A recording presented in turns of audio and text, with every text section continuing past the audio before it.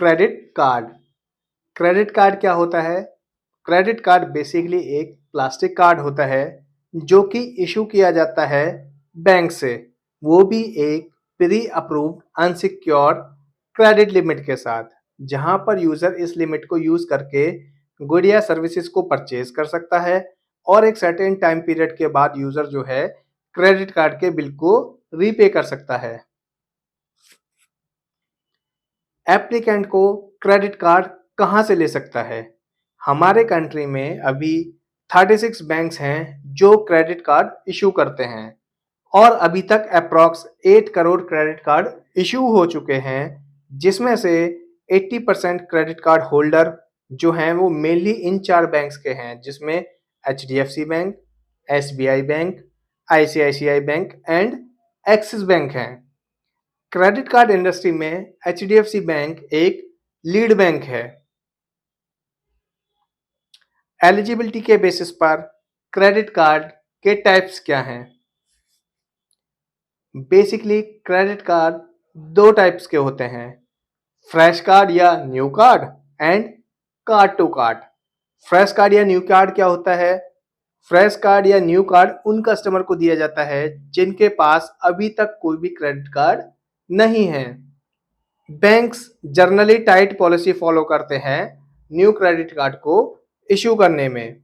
अब card to card उन customers को दिया जाता है जो पहले से ही एक या इससे ज्यादा क्रेडिट कार्ड यूज कर रहे होते हैं। बैंक्स को उन लोगों को कार्ड प्रोवाइड करने में भी कंफर्ट होता है जो कि पहले से ही कार्ड यूज कर रहे होते हैं। अब एप्लीकेंट्स के टाइप जो क्रेडिट कार्ड के लिए एलिजिबल हो सकते हैं, तो क्रेडिट कार्ड के लिए जो एलिजिबल एप्लीकेंट्स हो सकते हैं वो हैं सैलरीड पर्सन या फिर self employed person. Applicant new या फ्रेश कार्ड के लिए कैसे एलिजिबल हो सकता है? हर बैंक की अपनी पॉलिसी होती है, फिर भी ये कुछ स्टैंडर्ड पॉलिसी हैं, जैसे कि एप्लीकेंट का सिबिल स्कोर, यानी कि एप्लीकेंट का सिबिल स्कोर 750 या इससे ज्यादा होना चाहिए। सेकंड इज एप्लीकेंट की एज, मतलब एप्लीकेंट की जो एज है 21 ईयर से 60 ईयर्स के बीच होनी चाहिए। थर्ड इज एप्लीकेंट की इनकम, यानी कि अगर एप्लीकेंट सैलरीड पर्सन है तो उसकी मंथली जो नेट सैलरी है 25,000 या इससे ज्यादा होनी चाहिए। सैलरी अकाउंट में ही क्रेडिट होनी चाहिए, यानी कि यूपीआई से नहीं आनी चाहिए, आईएमपीएस के थ्रू नहीं आनी चाहिए या फिर सैलरी कैश में नहीं आनी चाहिए। एप्लीकेंट किसी लिस्टेड कंपनी में, गवर्नमेंट कंपनी में या किसी प्राइवेट कंपनी में वर्किंग होना चाहिए। एप्लीकेंट किसी भी मेट्रो सिटी या उनके नियर बाई लोकेशंस पर ही वर्किंग होना चाहिए।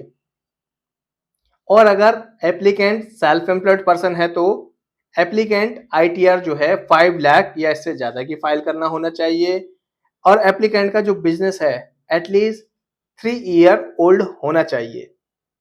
ये स्टैंडर्ड पॉलिसी है, हालांकि हर बैंक की policy bank to bank vary करती हैं। कैसे एक एप्लीकेंट एग्जिस्टिंग कार्ड के बेसिस पर एलिजिबल हो सकता है कार्ड टू कार्ड के लिए? जैसे कि हर बैंक की अपनी अलग अलग पॉलिसी होती हैं, फिर भी ये कुछ स्टैंडर्ड पॉलिसी हैं। फर्स्ट इज एप्लीकेंट का सिबिल स्कोर। अगर एप्लीकेंट का सिबिल स्कोर 750 या इससे ज्यादा है तो वो कार्ड टू कार्ड के लिए एलिजिबल हो सकता है। सेकंड इज एप्लीकेंट की एज। एप्लीकेंट की एज 21 ईयर से 60 ईयर्स के बीच होनी चाहिए। थर्ड इज एग्जिस्टिंग कार्ड की डिटेल, यानी कि जो कार्ड वो पहले से यूज कर रहा है उसकी डिटेल, जैसे कि कार्ड की विंटेज, यानी कि जो कार्ड वो यूज कर रहा है वो कार्ड कम से कम 6 मंथ से लेके 1 ईयर के बीच ओल्ड होना चाहिए। कार्ड की लिमिट, यानी कि जो कार्ड वो यूज कर रहा है उसकी लिमिट एटलीस्ट 30,000 या इससे ज्यादा होनी चाहिए। थर्ड इज अवेलेबल बैलेंस, यानी कि जो कार्ड वो यूज कर रहा है उसके कार्ड में अप्लाई करते समय एटलीस्ट अवेलेबल बैलेंस जो है मिनिमम 10% होना चाहिए। ये कुछ स्टैंडर्ड पॉलिसी हैं कार्ड टू कार्ड के लिए। हालांकि पॉलिसीज जो हैं वो बैंक टू बैंक वेरी करती हैं। क्रेडिट कार्ड के लिए बेसिक डॉक्यूमेंट जो रिक्वायर्ड होते हैं वो क्या हैं?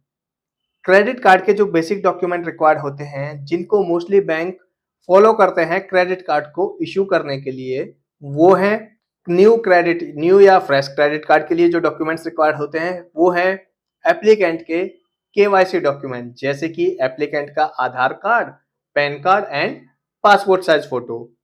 सेकेंड इज एप्लीकेंट के इनकम डॉक्यूमेंट, जैसे कि अगर एप्लीकेंट एक सैलरीड पर्सन है तो लेटेस्ट 3 मंथ की सैलरी स्लिप, और अगर सेल्फ एम्प्लॉयड है तो लेटेस्ट ईयर की आईटीआर, और साथ में चाहिए होती है 6 मंथ की latest bank statement. Third is जो हमने बेसिक डॉक्यूमेंट डिस्कस किए हैं, केवाईसी डॉक्यूमेंट, एप्लीकेंट की इनकम का डॉक्यूमेंट, उसके अलावा भी कुछ और डॉक्यूमेंट रिक्वायर्ड होते हैं, जैसे कि अगर एप्लीकेंट की जो रेजिडेंस प्रॉपर्टी है वो उनकी खुद की अपनी है तो उसके लिए लेटेस्ट यूटिलिटी बिल, और अगर जो रेजिडेंस प्रॉपर्टी है वो रेंटेड है तो उसके लिए रेंट एग्रीमेंट। इनके अलावा अगर एप्लीकेंट के ऑफिस से उसको कोई ऑफिस का आई कार्ड मिला हुआ है तो उसको भी शेयर कर सकता है, ये ऑप्शनल होता है। अब डिस्कस करते हैं कार्ड टू कार्ड के लिए डॉक्यूमेंट्स। कार्ड टू कार्ड के लिए डॉक्यूमेंट जैसे कि एप्लीकेंट के केवाईसी डॉक्यूमेंट, जिसमें एक एप्लीकेंट का Aadhaar card, PAN card and passport size photo.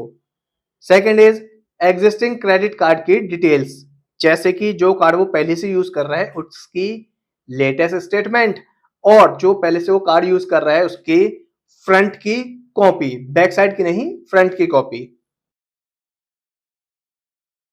Network type के बेसिस पर क्रेडिट कार्ड कितने टाइप के होते हैं? First is visa card.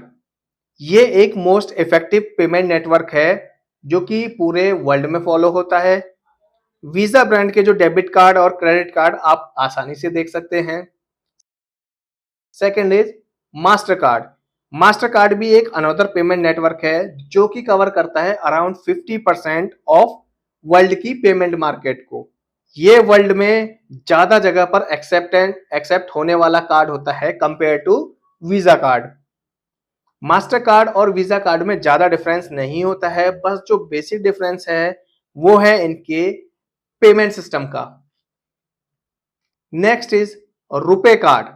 इसको लॉन्च किया था national payment corporation of India ने। रुपे एक इंडियन पेमेंट कार्ड नेटवर्क है। ये डोमेस्टिक लेवल पर सभी बैंक या फाइनेंशियल इंस्टीट्यूट को इलेक्ट्रॉनिक पेमेंट की फैसिलिटी प्रोवाइड कराता है। Last is American express. American express एक पेमेंट नेटवर्क के साथ साथ एक क्रेडिट कार्ड इशुअर बैंक भी है। ये इंडिया में क्रेडिट कार्ड के साथ साथ पेमेंट नेटवर्क की फैसिलिटी भी प्रोवाइड कराता है डिफरेंट बैंक्स को। क्रेडिट कार्ड की कुछ फेमस कैटेगरीज, जैसे कि ट्रैवल क्रेडिट कार्ड। अगर आप इंटरनेशनल ट्रैवलिंग के शौकीन हैं तो ये कार्ड आपके लिए बेनिफिशियल है। आप इस कार्ड से बहुत कंट्री में करेंसी एक्सचेंज कर सकते हैं, वो भी एक low cost per. Travel card के साथ लोकल करेंसी को भी विड्रॉ कर सकते हैं बहुत ही चीपर कॉस्ट पर। Fuel credit card. अगर आपके एक्सपेंसेस फ्यूल पर ज्यादा हैं तो ये कार्ड आपके लिए बेनिफिशियल हो सकता है। Third is shopping credit card. अगर आपके एक्सपेंसेस शॉपिंग पे ज्यादा है, चाहे वो ऑफलाइन हो चाहे वो ऑनलाइन हो, तो ये कार्ड आपके लिए बेनिफिशियल हो सकता है। Life style credit card. अगर आपके एक्सपेंसेस लाइफ स्टाइल पर ज्यादा हैं, जैसे कि मूवीज के आप शौकीन हैं, ट्रैवलिंग के शौकीन हैं, या आप डाइनिंग के लिए जाते हैं या कहीं ऑफलाइन शॉपिंग करते हैं, तो ये कार्ड आप रिकमेंड कर सकते हैं। Entertainment credit card. अगर आपके एक्सपेंसेस एंटरटेनमेंट पर ज्यादा होते हैं, जैसे कि मूवीज में, इवेंट में या शोज में, तो ये कार्ड आपके लिए हाईली रिकमेंड किया जाता है। अब कुछ इंपॉर्टेंट पॉइंट्स। एप्लीकेंट का सिबिल स्कोर 750 से कम है तो क्या क्रेडिट कार्ड मिल सकता है? कुछ बैंक्स हैं जो 720 के सिविल स्कोर पर भी क्रेडिट कार्ड इशू करते हैं, बट 720 से अगर बिलो सिविल स्कोर है तो वो क्रेडिट कार्ड के लिए कंसीडर नहीं किया जाता। सेकंड इज एप्लीकेंट की सैलरी अगर 25,000 से कम है तो क्या क्रेडिट कार्ड मिल सकता है? इसका आंसर है यस। कुछ लिमिटेड ऑप्शन हैं जहां पर 15,000 सैलरी पर भी क्रेडिट कार्ड इशू होता है। अगर एप्लीकेंट एक प्रोप्राइटरशिप फर्म या पार्टनरशिप फर्म या एलएलपी में वर्किंग है तो क्या उनको भी क्रेडिट कार्ड इशू हो सकता है? तो इसका आंसर है नहीं। प्रीमियर बैंक जो है ऐसे एप्लीकेंट को क्रेडिट कार्ड इशू नहीं करते। नेक्स्ट इज अगर एप्लीकेंट की सैलरी कैश में, आईएमपीएस या यूपीआई से आती है तो क्या क्रेडिट कार्ड मिल पाएगा? इसका आंसर है अभी प्रेजेंट में ऐसे एप्लीकेंट को क्रेडिट कार्ड इशू नहीं होता है। अगर एप्लीकेंट की एज 18 ईयर से कम है या 60 ईयर से ज्यादा है तो क्या क्रेडिट कार्ड इशू हो पाएगा? इसका आंसर है ऐसे केसेस में बहुत ही लिमिटेड ऑप्शंस होते हैं एप्लीकेंट के पास जहां से उसका क्रेडिट कार्ड इशू हो पाए।